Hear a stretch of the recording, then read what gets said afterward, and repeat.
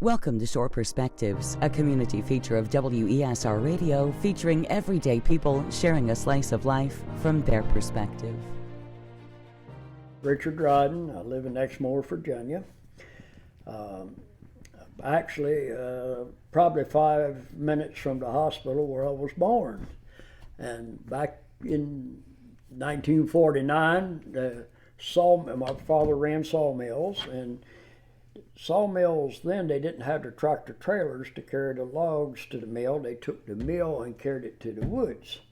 And he may be cutting a tract of timber in Delaware, and he'd rent a house. They might be there 6 months or a year, and they finish that tract of timber. He may be over around Berlin, Maryland. Or anyway, he happened to be running a mill in Virginia when I was born, and I lived probably 5 minutes from where I was born. I was raised up around Pocomoke. I went to Pocomoke School, and I was raised back in the Pocomoke Forest. My father ran a sawmill there, and I've always had, I guess, a little sawdust in my blood. We had a wood stove in the house, and that was one of my early jobs, was toting the wood in the house. And so I've been working with wood both since I can remember, really, at some level or another. As soon as I was big enough to do whatever I was big enough to do, I was driving a tractor when I was 9 years old, dragging logs out of the woods and helping him in the sawmill. And that's how I built the sawmill, was from memory of him with the sawmill. And my father taught me a lot about woods and timber and sawmills. Always enjoyed doing it and loved doing it. Just done it forever, it seemed like. And you also help with farming as Yes. well. And my father farmed some too, and I helped some with that. And always loved tractors. And my father had an old Farmall F12 with steel wheels, and that's what I learned to drive on. And it was rough. It was a rough tractor. No cushion in them tires. Mm-hmm. But I learned how to do that at a very early age, and just one thing to another. Either my father had a lot of confidence in me, or he wanted to get rid of me, one or the other. You were talking about the Farmall tractor, the first one that you learned to drive, and your general love for tractors. Now that has transferred into something that's going on right now. Yes, it has, very much so. I belong to the Peninsula Tractor Organization, and we started about 10 years ago, and it required 20 members to get our insurance, minimum of 20.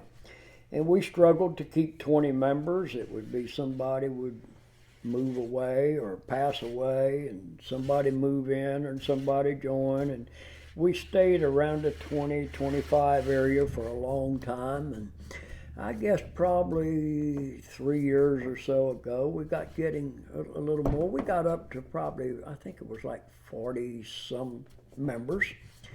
And then we leased the old sawmill building in Nassawadox. The town owns that. And we have started this restoring the old sawmill. We've done doing repair work on the building. And we have increased our membership now. I think we're 128 or something like that now as we speak. And the community has shown so much interest and enthusiasm about it. And I think it's going to be a good thing. Our hemp lumber company started in 1887, I think I'm correct on the date. And it was Walker, Holland, and Chandler were the three gentlemen that started it, and it continued to grow and grow. And they updated. They had a fire in the mill, and they updated, put a new mill in where this one is at now, put it in new, and it opened in 1937. And they ran the mill up until 1957, and that mill been sitting there since '57. It's just time stopped, and it's there, and Some of the other equipment's out, but the original old sawmill engine and boiler and all is still sitting in place. It's like time stopped since 1957. It's preserving that local history.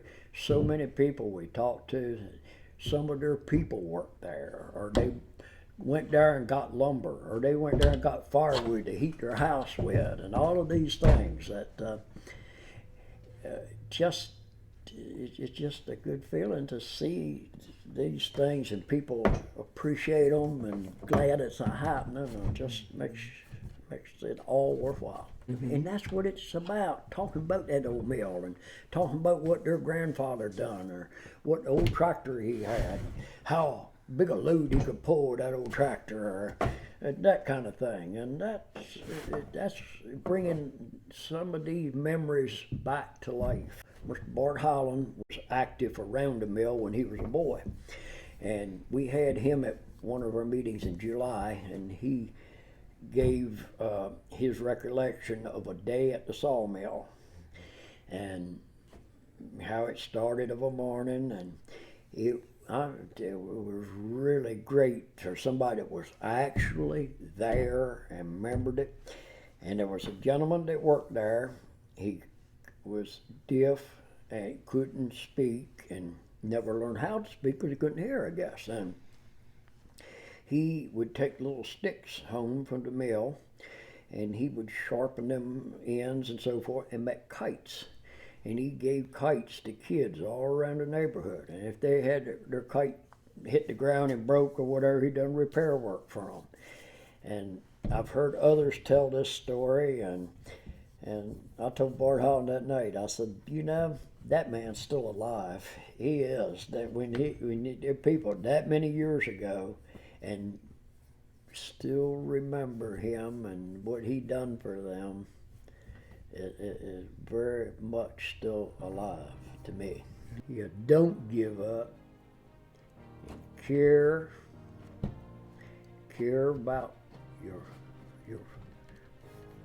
fellow man, and care about any living thing at all, and one thing that you give in life that you keep, that's your word. The Peninsula Tractor Organization is open to anyone who loves antique farm machinery and tractors. For more information, you can visit peninsulatractor.org. For WESR Radio, I'm Kelley Gaskell.